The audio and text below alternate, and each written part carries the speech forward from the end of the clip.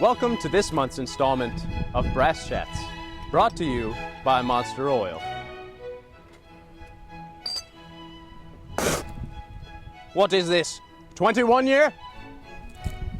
Hey everybody, welcome to Brass Chats once again. Today we're sitting down with the principal trumpet of the Los Angeles Philharmonic. Tom Hooten, thanks so much for joining. Hey Tom, good to be here. So you are here with LA Phil playing New York City, and you're doing Mahler's Third. How's it going? This is on part of your world tour. Yeah, good. We just finished about an hour and a half ago, and it was kind of cool talking to the crew, hearing where Phil used to play these offstage solos. It was a little nostalgic, I guess, but yeah, it's great. And Dudamel's really great at Mahler, so it was a lot of fun. What does the Third Symphony mean to you specifically, and how do you prepare for it, especially multiple times on a tour? Well, we've already done it 4 times in LA. Actually, this piece is pretty significant for me. When I first started taking trumpet lessons when I was a senior in high school, my trumpet teacher said, you got to get this recording, Mahler 3, Johnny Ware. And actually, I couldn't find the Johnny Ware recording, so I got the Phil Smith recording. I think it was 78 or something like that. And I've listened to it a billion times. Mm-hmm.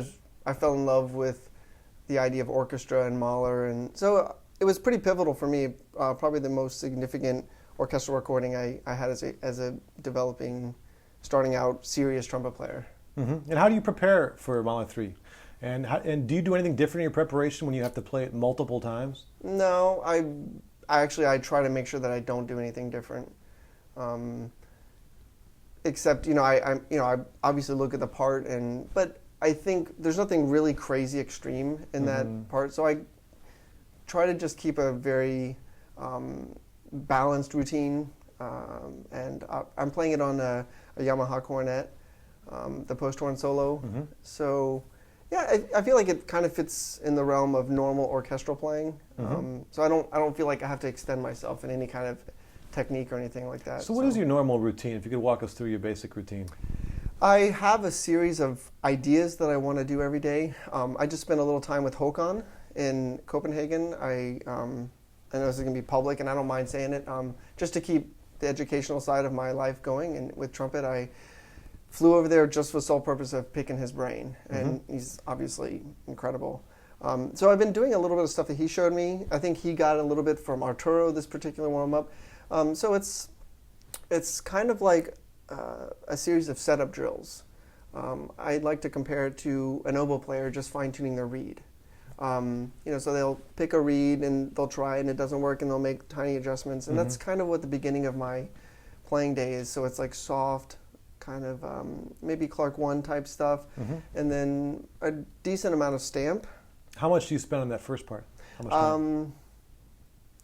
I guess it depends on the day, but generally 5 minutes. Oh, okay.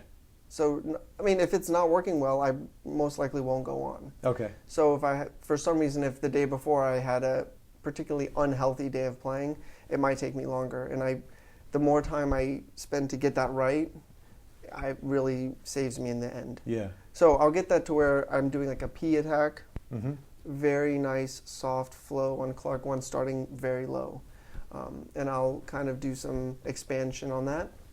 And then a couple other bending things, and then stamp, and then I go through a series of ideas. The ideas will consist of all the ingredients needed to play Mahler and another couple modern pieces we would play. So like it would be everything from scales, arpeggios, double tongue, triple tongue, K-tongue, single tongue, slurs and range, high, low, slow, stuff like that, piccolo. This is all from Hooten? No, that kind of goes into my idea. Oh, I see, okay. So we kind of spend most time on the setup stuff and stamp. Oh, okay. And then like specifics of some solo stuff. How long does the whole routine take for you? I don't think of it as a whole routine. I think of it as 20 to 30 mini segments.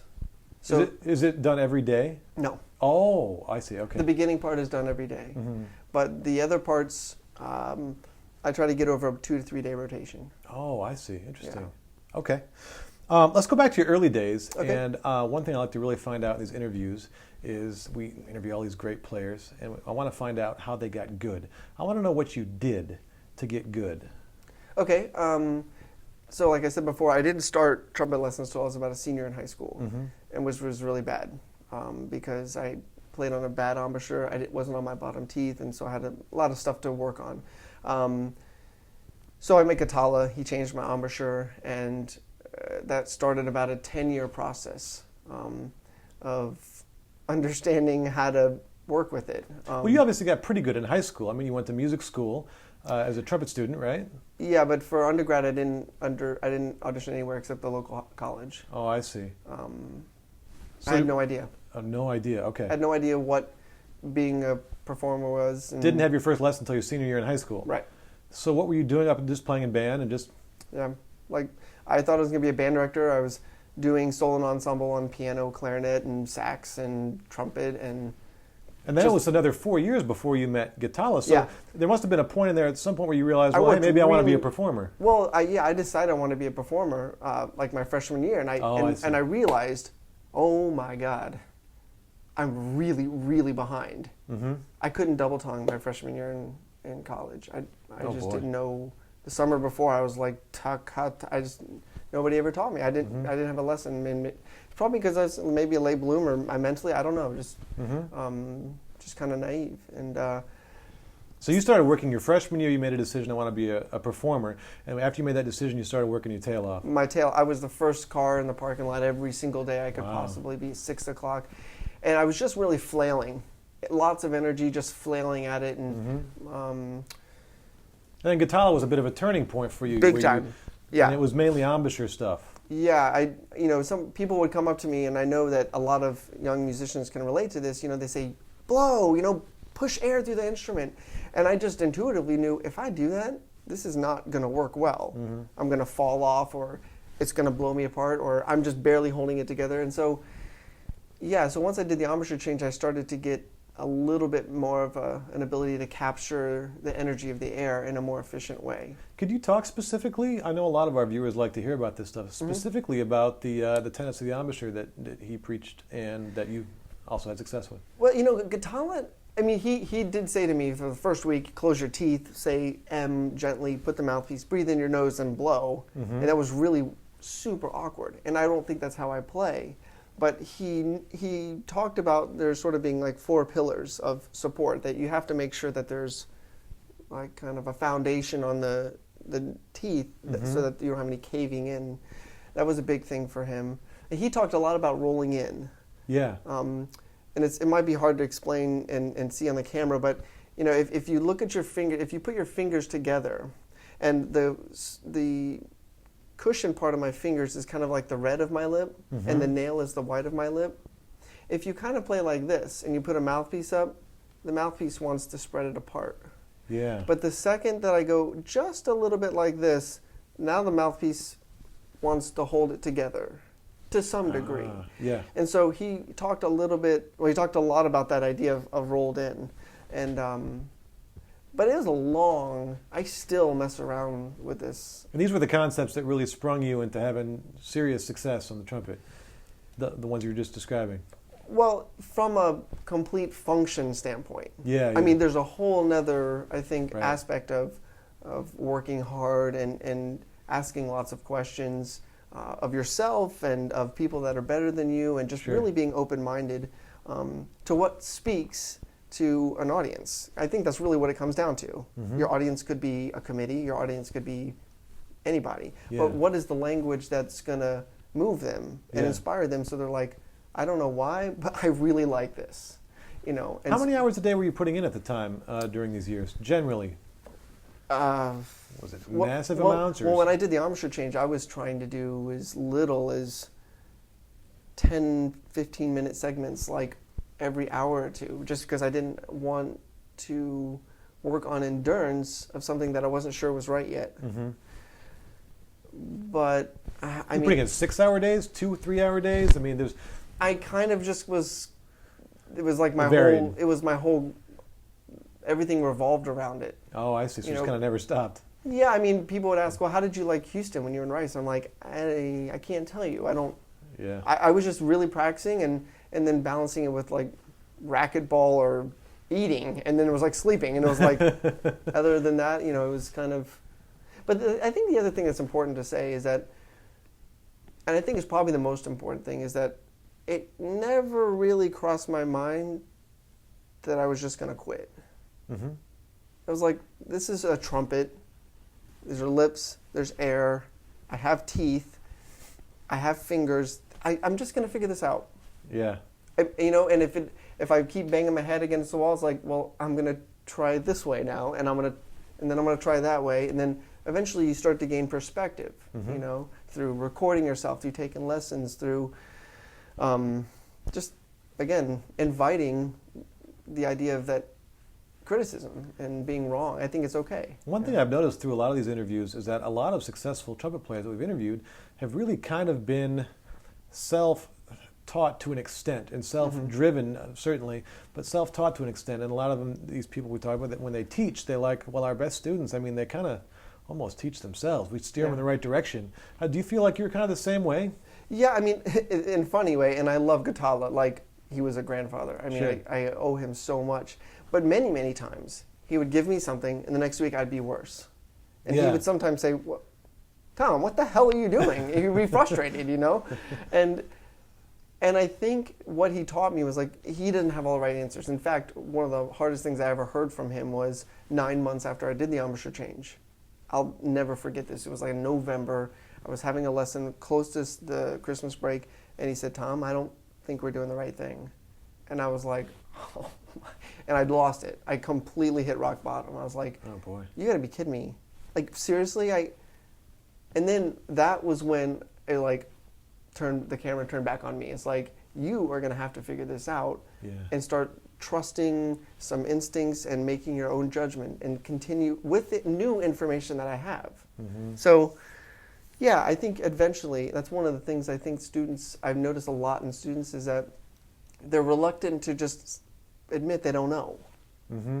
Just say you don't know, ask a question, and you're going to be in a much better place to learn, rather than like trying to come to a lesson prepared, sounding as best you possibly can. I don't know if I really want to hear that. Yeah. I kind of want to hear your day-to-day struggles, rather than you sort of extending yourself to one little solo. Mm-hmm. And then you show me that, and that's not really you. Yeah. So, yeah, I think that's... Let's talk about auditions for a second, if we could. Yeah. You've won a number of auditions for the Richmond Symphony, for the Marine Band. I think it was 2000 that you joined the Marine Band. It was your first big job. Then there was Richmond, then Indianapolis Symphony, and then you won, I believe, Atlanta Symphony Principal Trumpet and Houston Symphony Principal Trumpet, and elected to take Atlanta. Right. And then you won the Los Angeles Philharmonic. So you've won a number of auditions across very differing orchestras and military audition. What do you ascribe to your success at auditioning? One of the things, it comes down to being completely honest with your preparation. I think that actually turns into confidence and one of the backbones of managing your nerves. I mean, just follow that through. Imagine somebody that knows they have a low register and they don't truly address it. They just work on like everything else, but even though it's a weakness, and then it's going to erode at their confidence in everything in an audition. Mm-hmm. So trying to be really honest with yourself, but I think also I just was really thorough. I mean, I just put it all on the table. Here are the excerpts. What do I need to play these? I always use the analogy of like a meal. The excerpt list is a meal. What are all the ingredients that I need to make this meal? And I'm gonna try to acquire the best ingredients. And then I can make that meal. I can make 20 other type of meals from all those ingredients. And I think recording yourself? Recording myself, working on all those components I talked about. Like, let's say some of the excerpts I give people trouble, like, let's say Mahler 5 starting. I would say most people get a little bit like heebie-jeebies, like it's piano, it's low, it's kind of an awkward note. Well, how often do people just say, I'm going to work on low, soft articulations, or not just articulations, starting the note, stop. Mm-hmm. And kind of like if you read that book, Golf is Not a Game of Perfect. Oh, I haven't read that. Okay. It talks about like the setup, and like getting into like a zone to where you can get your mind and your imagination in the right place. So, I mean, it's probably too much to talk about, but I created a structure for success that I knew I needed. So, and I think that's, everybody's going to have to do that. Everybody's going to have to realize what's their success in terms of under pressure. I know Chris Martin, he wants to listen to something that's going to get him totally amped up. Me, I like to listen to Glenn Gould like before. It's rhythmical, it's clean, it's sort of pure, because it's just a piano. And that gets me sort of focused. But everybody's different, so... I think that's my problem. I've been watching Mark Gould videos instead of... or listening to him before auditions. Yeah, it's two different Goulds. It's the wrong thing, I guess.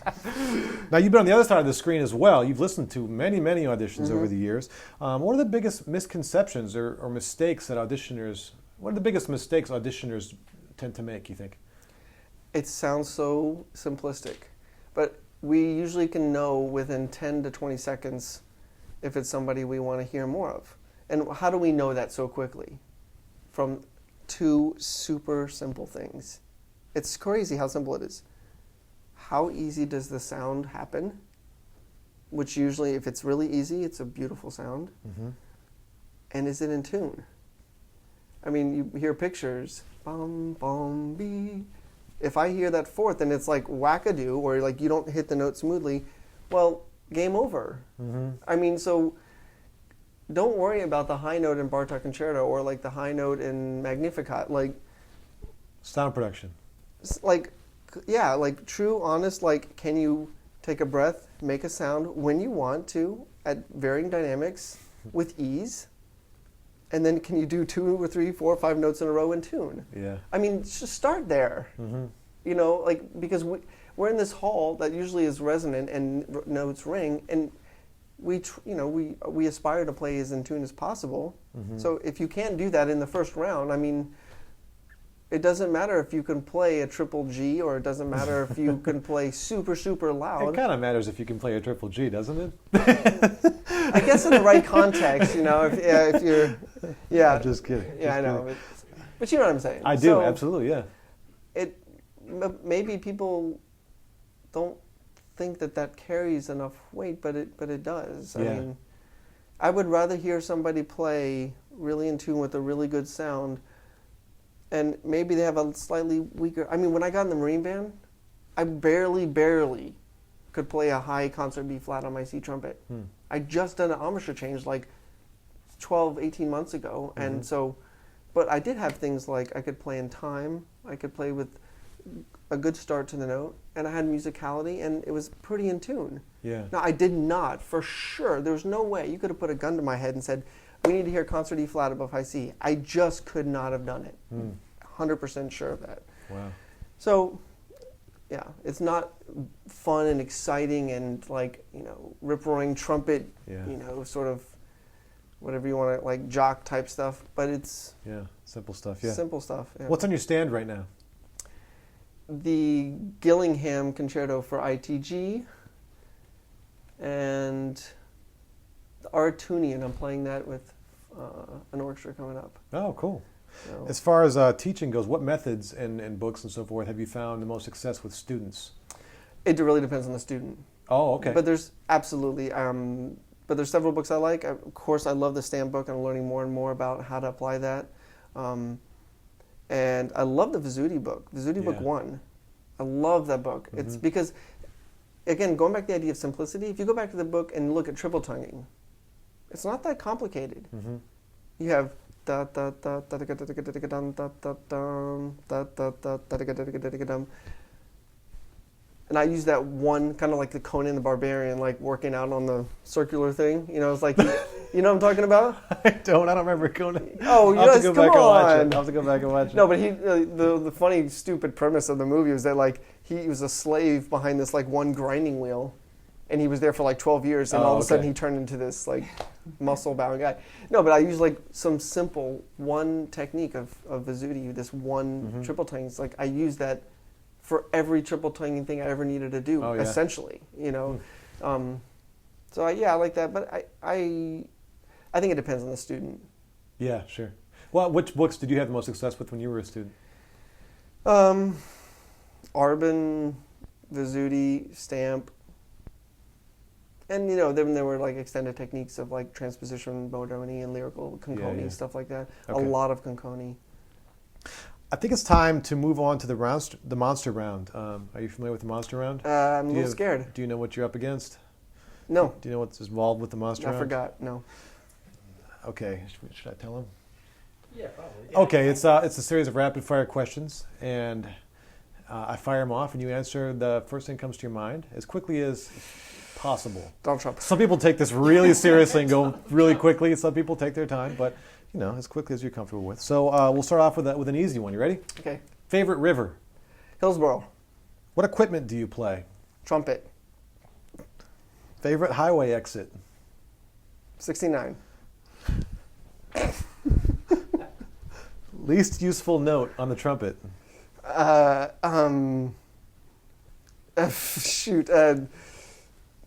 sharp. That's way too long. Go-to snack at the gas station? Doritos. Best rock tune to play on the trumpet? Oh, God. Staying Alive. I don't know.